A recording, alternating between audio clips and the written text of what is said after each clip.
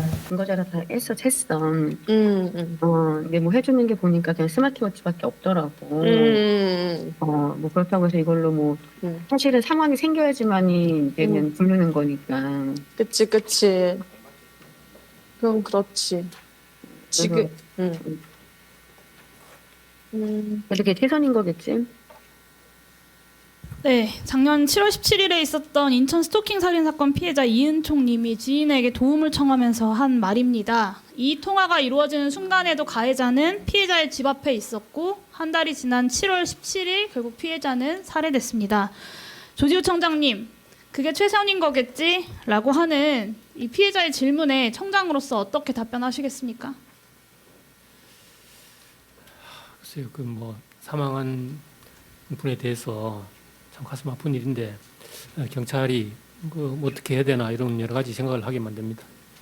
네, 우리는 여전히 교제폭력 대응에 최선을 다했냐라는 이 피해자의 질문에 제대로 답하지 못하고 있습니다. 오늘 이 자리에 교제폭력과 스토킹 같은 친밀한 관계 내에서의 폭력으로 목숨을 잃고 고통받은 피해자분들을 대신해서 이 인천 스토킹 살인 사건의 유족분이 직접 출석해 계십니다.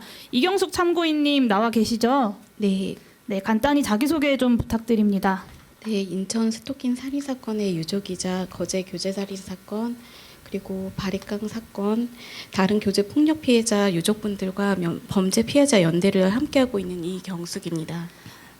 네, 교제폭력으로 사랑하는 사람을 잃어야 했던 참고인을 비롯해서 모든 교제폭력 피해자분들과 또 유족분들께 깊은 위로의 마음을 전합니다. 쉽지 않은 자리겠지만 오늘 이 자리에 용기 내어서 나와주셔서 진심으로 감사드립니다. 이은총 님이 세상을 떠난 지 1년이 넘었지만 현실은 달라지지 않았습니다. 여전히 교제폭력 사건의 절반 이상이 현장 종결로 처리가 되는데요. 피해자가 처벌을 원치 않아서라고 경찰은 현장 종결의 이유를 들고 있습니다.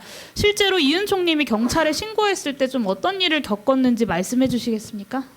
경찰에 신고를 했지만 부상 정도를 파악하거나 주 가해자를 구분하지 않았습니다.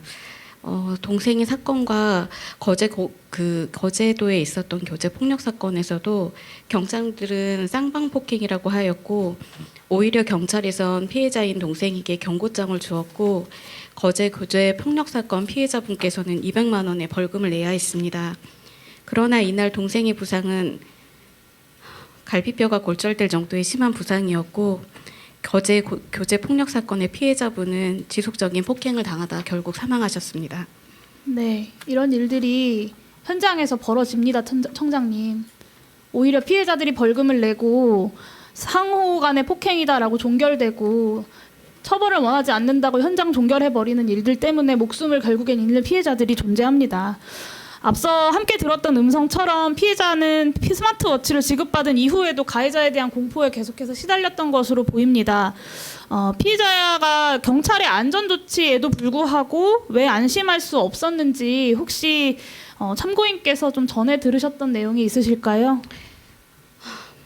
동생의 2심 판결문에는 피해자는 피고인으로부터 자신을 방어하기 위해 법률에 마련된 모든 조치를 취하였음에도 사망하였습니다라고 적시되어 있습니다.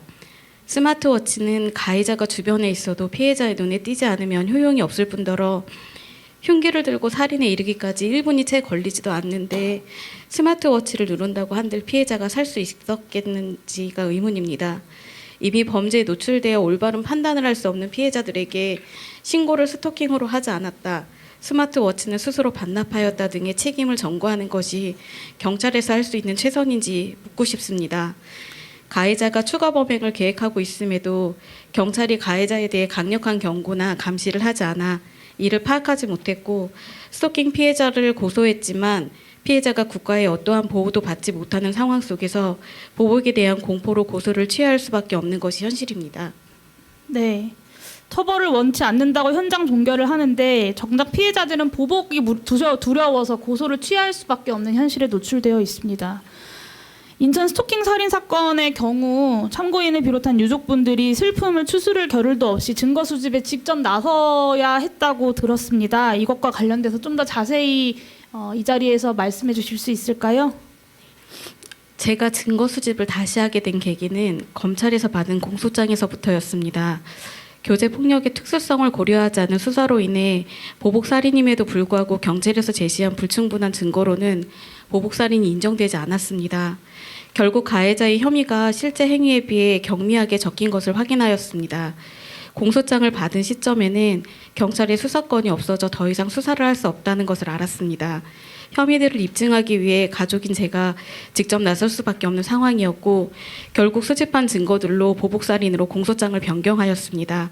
이러한 문제들은 저와 연대해 있는 다른 교제폭력 및 살인에서도 쉽게 찾아볼 수 있습니다.